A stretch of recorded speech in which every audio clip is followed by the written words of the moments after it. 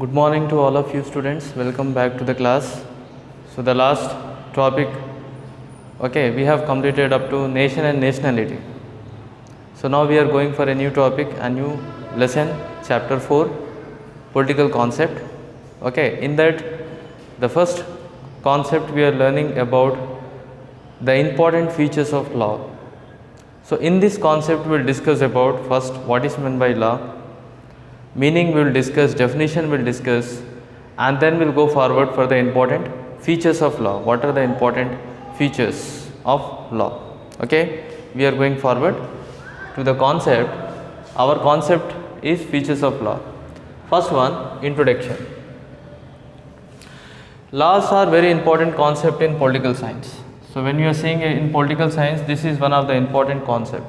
Which is the important concept? Law. Okay, political science mainly deals with the law, and law is a very important concept for political science. And the term law is originated from a Teutonic word. Okay, Teutonic word is the word which is related to Greeks, Germany. So Teutonic is a word mainly which is related to German people. In German we can find some group of people are speaking in Teutonic language. So this is the law is mainly originated from the Teutonic word which means lag. What is meant by lag? Lag is nothing but something which is fixed or something which is arranged properly or set. So that is one point. So here we have understand the meaning. What we have understand, the word law is originated from the German word, okay, German language, German Teutonic language, which means lag. What is lag is nothing but something which is fixed or something which is set properly. Okay, that is one point. Now when we are coming to the definition, now what is the definition of the law?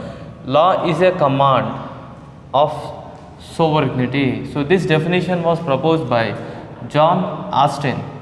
So John Austin have proposed that law is a command of sovereignty. In that sense, that is one type of command that every person have to follow. Everybody who are living in the country, okay, sovereignty, okay, the supreme head of the country will make the law, and supreme law is nothing but a command. This command is making by the supreme head of the country, and every person who are living in that country have to follow the law. Okay, in front of law all the people are equal and every person have to obey the law. So sovereignty is nothing but supreme power. Okay, the meaning of sovereignty, if you see, one exercise supreme authority within the limited sphere. Okay, one person will exercise the supreme authority in the limited sphere. So that is called as sovereignty. For example, president in India. So he will make the law. So whenever the law is made by the sovereignty, who is the supreme commander or the supreme authority will make the law, and law is nothing but a command. Every person have to follow the law. Okay, so that was proposed by John Austin. Law is a system, okay, of rights and obligations. Law is a system of rights and obligations. Okay, that is a system of rights, various rights, and obligations are nothing but duties. Okay, children, we already discussed rights, fundamental rights as well as fundamental duties. So law is a very important system for the rights as well as various obligations, okay, in which the state will enforce. Now we will discuss about what are the important features of law. So this we have discussed about introduction, meaning and definition. What we have discussed in introduction, that law is the important concept in political science. Second thing, in the meaning we have discussed that the term law is originated from the German word Teutonic, which means lag. Okay, it means something fixed or something set. That is, and definition we have discussed that law is a command of sovereignty. Okay, law is an important command for sovereignty. So this definition was proposed by John Austin. So John Austin have proposed a definition that law is an important command for sovereignty. Next we will go forward. Second important definition is law is a system of various rights and obligations for which the state will enforce. Okay, that is one point. Now we will go forward. What are the important features of law? First one, equality. This is the first important features of law. Children, in democratic country, okay, whenever the laws are applicable, that is applicable for all the people. No one is special here.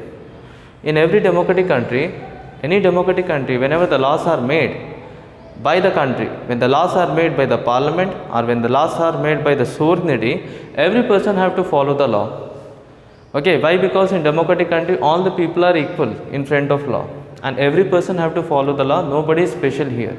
Even the prime minister also have to follow the law, have to obey the law. Nobody is special in democratic country. Everybody are equal in front of law.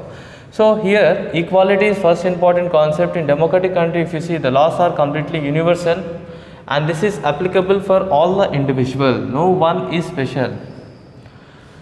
Okay, so if you are going here, okay, there are some countries where when the laws are made, that laws are applicable for only few groups of peoples.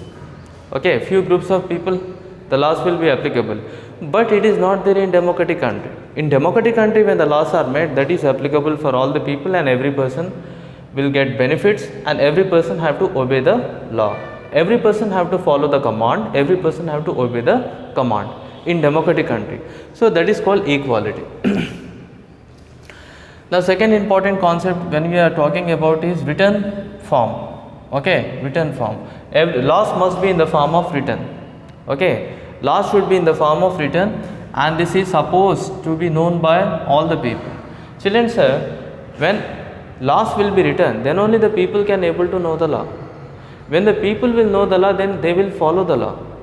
When the people will know the law, when the laws are in the form of written, then the people can able to know the law, what are the important laws, and they will try to obey the law, they will try to follow the law. If the laws are not in the form of written, okay, when the laws are not in the form of written, they will not obey the law and they will not follow the law. This is also one point. Okay, so this is also one point is written form. Laws must be in the form of written. Okay, laws should be in the form of written and it should be known by all the people. All the people will know the law. When all the people will know about the law, then only they will try to follow the law. So that's why law should be in the form of written. If you go to various station, for example railway station, they will make a board, rules and regulations will be there. Whenever if you are entering in any office or department, some rules and regulations will be written. Don't throw dustbins, like that. So if it is written, then only the people will follow the law.